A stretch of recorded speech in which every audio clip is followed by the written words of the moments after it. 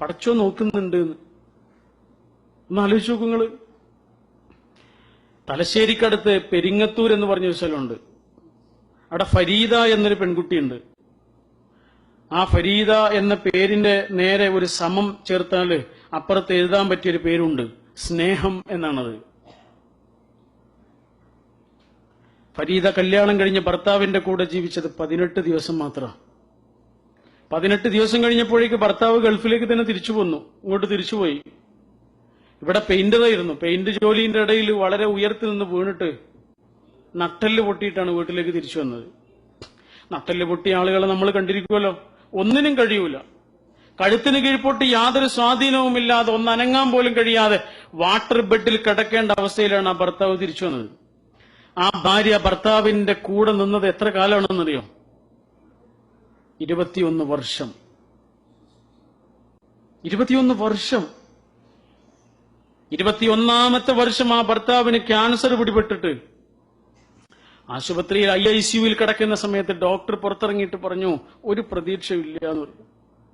ഞങ്ങളെ കൊണ്ട് ചെയ്യാൻ പറ്റുന്നൊക്കെ ഞങ്ങൾ ചെയ്യുന്നുണ്ട്, ഒരു പ്രതീക്ഷയില്ല എന്ന് പറഞ്ഞു. ഇവരൊക്കെ അത് കാത്തിരിക്കുന്ന വാർത്തയാണ്, ആർക്കൊരു ഞെട്ടലുമില്ല. പക്ഷെ ആ ഫരീദ എന്താ ചെയ്യുന്നതെന്നറിയോ നിങ്ങള്? ആ ആശുപത്രിയിലെ പ്രയർ ഹാളിലേക്ക് ഓടിച്ചെന്ന് 2 റക്അത്ത് നിസ്കരിച്ച് സുജൂദിൽ വീണ് പൊട്ടിക്കരഞ്ഞുകൊണ്ട് പ്രാർത്ഥിക്കുന്നത്, അല്ലാഹുവേ എന്റെ പ്രിയങ്കരനായ ഭർത്താവിന് നീ ദീർഘായുസ് കൊടുക്കണമെന്ന്. ദീർഘായുസ് കൊടുത്തുള്ള അവസ്ഥ എന്തായിരിക്കും? ശാരീരികമായോ സാമ്പത്തികമായോ സുഖങ്ങൾ ഇല്ലാന്ന് മാത്രമല്ല, ഒരു നല്ല വാക്ക് പോലും കേൾക്കൂല, കരച്ചിലും പിടിച്ചിലും മാത്രമാ. വാട്ടർ ബെഡിൽ കിടക്കുന്ന ആ ഭർത്താവിന്റെ കൂടെ ഒന്ന് വെറുതെ കിടക്കാൻ പോലും ആ ഭാര്യയ്ക്ക് കഴിയൂല. എന്നിട്ടും ആ ഭാര്യ പറയുന്നു, എനിക്ക് എന്റെ ഭർത്താവിനെ വേണം. എന്തിന്? ഈ ഇഹലോകത്തെ ഏതെങ്കിലും ഒരു കൗതുകമല്ല, ഭൗതികമായ ഒരു കൗതുകവുമല്ല ആ പെൺകുട്ടിയുടെ മനസ്സിനെ സ്വാധീനിച്ചത്, അതിനപ്പുറത്തുള്ളൊരു ലോകമാണ് ഈ വിശ്വാസം. കേരളത്തിലെ വളരെ പ്രസിദ്ധനായ ഒരു ഓങ്കോളജിസ്റ്റ് ഉണ്ട്, ക്യാൻസർ രോഗികളുടെ ഡോക്ടർ. അദ്ദേഹത്തിന്റെ പേര് ഡോക്ടർ VP ഗംഗാധരൻ എന്നാണ്. അദ്ദേഹം എഴുതിയൊരു പുസ്തകമുണ്ട്, ജീവിതമെന്ന അത്ഭുതം. അദ്ദേഹത്തിന്റെ അടുത്ത് വന്ന പലതരത്തിലുള്ള ക്യാൻസർ രോഗികളെ കുറിച്ച് അദ്ദേഹം എഴുതിയ പുസ്തകമാണ്. നിങ്ങൾ എവിടുന്നെങ്കിലും കിട്ടുകയാണെങ്കിൽ തീർച്ചയായിട്ടും ആ പുസ്തകം വാങ്ങി വായിക്കണം. കാരണം ആ പുസ്തകത്തിന്റെ പ്രത്യേകത, നമ്മൾ ആ പുസ്തകം വായിച്ചു കഴിഞ്ഞാൽ മനുഷ്യരായ മനുഷ്യരോട് മുഴുവനും നമ്മൾക്ക് സ്നേഹം തോന്നും. ആരെയും നമ്മൾ വെറുക്കൂല. ആരുടെ മുഖത്ത് നോക്കിയിട്ട് നമുക്ക് അയാൾക്ക് ഇഷ്ടമല്ലാത്തൊരു വാക്ക് പറയൂല. മനുഷ്യന്റെ വില എന്താണെന്ന് പറഞ്ഞു തരുന്നൊരു പുസ്തകമാണത്. അതിൽ അദ്ദേഹം ഒരുപാട് സംഭവങ്ങൾ പറഞ്ഞു. അതിലൊരു സംഭവം, അദ്ദേഹത്തിന്റെ അടുത്തൊരു പെൺകുട്ടി വന്നു, ക്യാൻസർ രോഗിയാണ്, വളരെ മാരകമായ ക്യാൻസർ. അതിന്റെ സ്കാൻ റിപ്പോർട്ടുകളെല്ലാം നോക്കിയതിനു ശേഷം ഡോക്ടർ കുടുംബത്തോട് പറഞ്ഞു, വളരെ പ്രയാസമുണ്ട്, വളരെ ഗുരുതരമായിട്ട് തന്നെ രോഗം പടർന്നു പിടിച്ചിട്ടുണ്ട്, പക്ഷെ എന്നെ കൊണ്ട് ചെയ്യാൻ പറ്റുന്നൊക്കെ ഞാൻ ചെയ്യും, നിങ്ങളുടെ സപ്പോർട്ട് ഉണ്ടെങ്കിൽ എന്നെ കൊണ്ട് ആകുന്ന വിധത്തിലൊക്കെ ഞാൻ ചെയ്യാം. എനിക്കൊരു വലിയ പ്രതീക്ഷ ഒന്നും തരാൻ പറ്റൂല, ഇങ്ങനെയൊക്കെ ഞാൻ ചികിത്സിച്ച് നോക്കാം, പക്ഷെ വലിയ സാമ്പത്തിക ചെലവുണ്ട്, ലക്ഷക്കണക്കിന് രൂപയുടെ ചെലവാണ് ഡോക്ടർ പറയണത്. ഇവരുടെ കയ്യിൽ പൈസ ഇല്ല, ഇവര് പിന്നെ വരാമെന്ന് പറഞ്ഞിട്ട് തിരിച്ചുപോയി. പിന്നെ വരാനുള്ള പോക്കല്ല, പൈസ ഇല്ലാത്തതുകൊണ്ട് അവർ നിർത്തി പോവാണ്. 1-2 ആഴ്ച കഴിഞ്ഞപ്പോ ഈ ഡോക്ടറുടെ അടുത്തേക്ക് ഒരു ചെറുപ്പക്കാരൻ വന്നു. ആ ചെറുപ്പക്കാരൻ പറഞ്ഞു, ഡോക്ടർ ഞാൻ വരുന്നത് ഗൾഫിൽ നിന്നാണ്, നേരിട്ട് ഡോക്ടറുടെ അടുത്തേക്കാണ് വരുന്നത്. കഴിഞ്ഞ ആഴ്ച നിങ്ങളുടെ അടുത്ത് വന്ന ആ പെൺകുട്ടിയുടെ ഭർത്താവാണ് ഞാൻ. ഞങ്ങൾ കല്യാണം കഴിഞ്ഞ് ഏതാനും ദിവസങ്ങൾ മാത്രമേ ഒരുമിച്ച് ജീവിച്ചിട്ടുള്ളൂ. അപ്പോഴേക്ക് ഞാൻ ഗൾഫിലേക്ക് പോയി. ഗൾഫിലേക്ക് പോയ ഉടനെ ഈ വാർത്തയാണ് ഞാൻ കേൾക്കുന്നത്. മാരകമായ അസുഖമാണ്, ഞാൻ എന്താ ചെയ്യേണ്ടത്? ഞാൻ ഒരുപാട് ആലോചിച്ച് എന്ത് ചെയ്യണം, ഒഴിവാക്കണം എന്നാണ് ഇപ്പൊ എല്ലാവരും എന്നോട് പറയണത്. ഞാൻ ഏറ്റവും കൂടുതൽ കേൾക്കുന്നത് ഇതാണ്, ഒഴിവാക്കണം എന്ന്. ഒഴിവാക്കിയാൽ എന്റെ കുടുംബമോ അവളുടെ കുടുംബമോ എന്നെ അതിന്റെ പേരിൽ കുറ്റപ്പെടുത്തില്ല എന്ന് എനിക്ക് ഉറപ്പാണ്. കാരണം അവൾക്കൊരു ജീവിതമല്ല, അവനെങ്കിലും ഒരു ജീവിതം ഉണ്ടായിക്കോട്ടെ എന്നേ പറയുള്ളൂ. അല്ലെങ്കിൽ വെറും ആ ഏതാനും ദിവസങ്ങളുടെ ആത്മബന്ധം വെച്ചിട്ട് എനിക്ക് അവളെ ചികിത്സിക്കാം. ഏത് വേണമെന്ന് ഞാൻ കുറെ ചിന്തിച്ചു. ഞാൻ പെട്ടെന്നൊരു തീരുമാനത്തിലെത്തി, ഞാൻ അവളെ ചികിത്സിക്കും. ആ മരുഭൂമിയിൽ രാവും പകലും കിടന്ന് കഷ്ടപ്പെടേണ്ടി വന്നാലും ഞാൻ അവളെ ചികിത്സിക്കും. കടം വാങ്ങിയിട്ടാണെങ്കിലും ചികിത്സിക്കും. ആ ചികിത്സക്കിടയിൽ അവൾ മരിച്ചു പോകുകയാണെങ്കിൽ സന്തോഷത്തോടു കൂടി അവളെ മരിപ്പിക്കും. അതല്ല, ജീവിതത്തിലേക്ക് തിരിച്ചു വരികയാണെങ്കിൽ അതിലേറെ സന്തോഷത്തോടു കൂടി അവളെ സ്വീകരിക്കും എന്ന് പറഞ്ഞിട്ട് ആ ചെറുപ്പക്കാരൻ ഗൾഫിലേക്ക് തന്നെ തിരിച്ചുപോയി. പൈസ അയക്കുന്നത് ഡോക്ടറുടെ അക്കൗണ്ടിലേക്കാണ്. ഡോക്ടർ ആ പെൺകുട്ടിയെ ചികിത്സിക്കാൻ തുടങ്ങിയെന്ന് മാത്രമല്ല, മാസങ്ങൾ കഴിഞ്ഞപ്പോ ആ പെൺകുട്ടി റിക്കവറായി എന്ന് മാത്രമല്ല, BA കഴിഞ്ഞു, MA കഴിഞ്ഞു, B.Ed കഴിഞ്ഞു. ഇന്ന് എറണാകുളം ജില്ലയിലെ കളമശ്ശേരിയിൽ ഒരു സ്കൂൾ അധ്യാപികയാണെന്ന് മാത്രമല്ല, 2 പിഞ്ചോമനകളുടെ ഉമ്മയുമാണ്. മാഷാ അല്ലാഹ്. ഭർത്താവിനെ സ്നേഹിച്ച ഭാര്യയും ഭാര്യയെ സ്നേഹിച്ച ഭർത്താവും. ഉപാധികളില്ലാത്ത സ്നേഹമാണിത്. മനസ്സിന്റെ ആഴങ്ങളിൽ നിന്നുള്ള ഇഷ്ടമാണത്. എത്ര തന്നെ കഷ്ടപ്പാടുകളിലും ദുരിതങ്ങളിലും കൂടെ ഉണ്ടാകുമെന്ന കൈപ്പിടുത്തമാണിത്. കൂടെ ഉണ്ടാകുന്നുള്ള ഒരു ഊക്കും ഊർജവുമാണത്. ഇതെങ്ങനെയാണ് കൈവരുന്നത്? ഇത് കൈവരാൻ വേറൊരു മാർഗമല്ല, ഈമാൻ മാത്രമേ ഉള്ളൂ. എന്റെ കൂടെ പഠിച്ചൊരു പെൺകുട്ടിയുണ്ട്.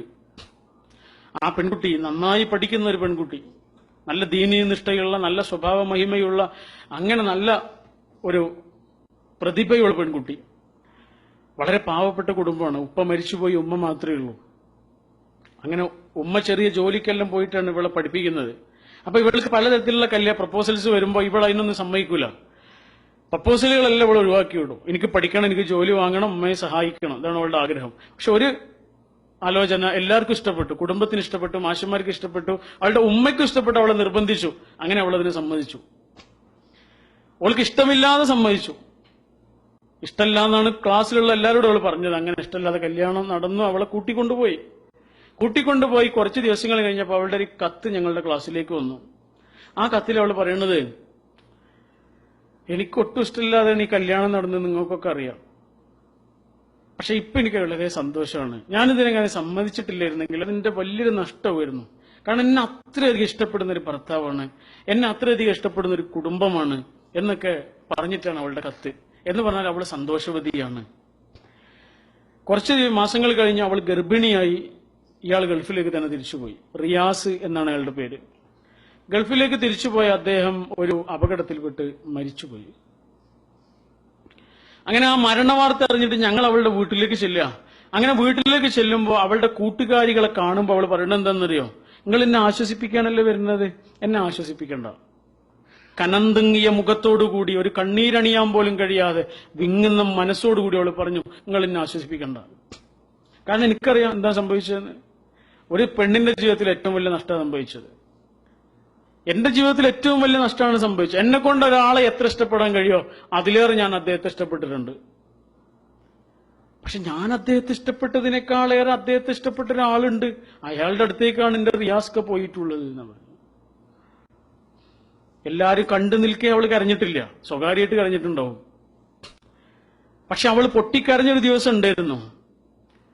അതാ കുട്ടി ജനിച്ച ദിവസം. ആ പിഞ്ചോമനയുടെ മുഖം കണ്ടപ്പോൾ അവൾ കരഞ്ഞുപോയി. ആ പിഞ്ചോമനയുടെ കൊഞ്ചലും കൗതുകവും കാണാൻ അവളുടെ പ്രിയങ്കരനായ ഉപ്പ ഈ ലോകത്തില്ലല്ലോ എന്ന സങ്കടം കൊണ്ട് ആ ഉമ്മ കരഞ്ഞുപോയി. അവൾ ആ കുട്ടിക്കൊരു പേരിട്ടു. പേര് കെൻസ റിയാസ് എന്നായിരുന്നു. കെൻസ എന്ന് പറയുന്ന നിധി എന്നാണ്. റിയാസിന്റെ നിധി. ആ റിയാസിന്റെ നിധിയോടൊപ്പം അവൾ ജീവിതം തുടങ്ങി. പക്ഷെ അള്ളാഹു അതിനുള്ള അനുഗ്രഹം അവൾക്ക് കൊടുത്തില്ല. അവൾക്ക് മാരകമായ അസുഖം വന്നു, ബ്ലഡ് ക്യാൻസർ വന്നു. ബ്ലഡ് ക്യാൻസർ വന്ന് ആശുപത്രി കിടക്കുന്ന സമയത്ത് അവളെ കാണാൻ ചെല്ലുമ്പോൾ അവൾ പറയണത്, എനിക്ക് സങ്കടമൊക്കെ ഉണ്ട്, എന്റെ കുട്ടിയെ അമ്മാക്ക് നോക്കേണ്ടി വരും, ഉമ്മാക്കിന് ഒരുപാട് പ്രയാസങ്ങളുണ്ട്, രോഗമുണ്ട്, കഷ്ടപ്പാടുണ്ട്. അതാലോചിക്കുമ്പോൾ എനിക്ക് സങ്കടമുണ്ട്. പക്ഷെ എനിക്ക് സന്തോഷമുള്ളൊരു കാര്യം, എന്റെ റിയാസ്കയുടെ അടുത്തേക്കാണ് ഞാൻ പോണതെന്ന് പറഞ്ഞു. 2.5 വർഷങ്ങൾക്ക് മുമ്പ് തിരൂരങ്ങാടിക്കാരിയായ നഈമ എന്ന ആ പെൺകുട്ടി മരിച്ചുപോയി. അള്ളാഹു അവളെയും നമ്മളെയൊക്കെ അനുഗ്രഹിക്കുമാറാകട്ടെ. ഒന്ന് ആലോചിച്ച് നോക്കൂ, ആ ആശുപത്രി കിടക്കയിൽ വെച്ചിട്ട് അങ്ങനെ അവൾക്ക് പറയാൻ കഴിയുന്നത്, ആശുപത്രിയിൽ നിന്ന് കൊടുക്കണ എന്തെങ്കിലും ഒരു മരുന്നുണ്ടല്ലോ. നമുക്കൊരു പ്രയാസം ഉണ്ടാകുമ്പോൾ എല്ലാവരും നമ്മളെ വന്നിട്ട് ആശ്വസിപ്പിക്കുന്നുണ്ട്. നമ്മളെ കുടുംബത്തിലുള്ളവർ, നമ്മളെ സുഹൃത്തുക്കളായ ആളുകൾ, നമ്മുടെ അയൽക്കാരൊക്കെ വരുന്നുണ്ട്. ഇവരൊക്കെ നമ്മളെ ആശ്വസിപ്പിക്കുന്നത് നമ്മൾ കാണുന്നുണ്ട്. പക്ഷെ നമ്മൾ കാണുന്ന ആളുകൾ നമ്മളെ ആശ്വസിപ്പിക്കുന്നതിനേക്കാൾ നമ്മൾക്ക് ആശ്വാസം ഉണ്ടാവേണ്ടത് നമ്മൾ കാണാത്ത ഒരാളിൽ നിന്നാണ്. അതാണ് ഇത്.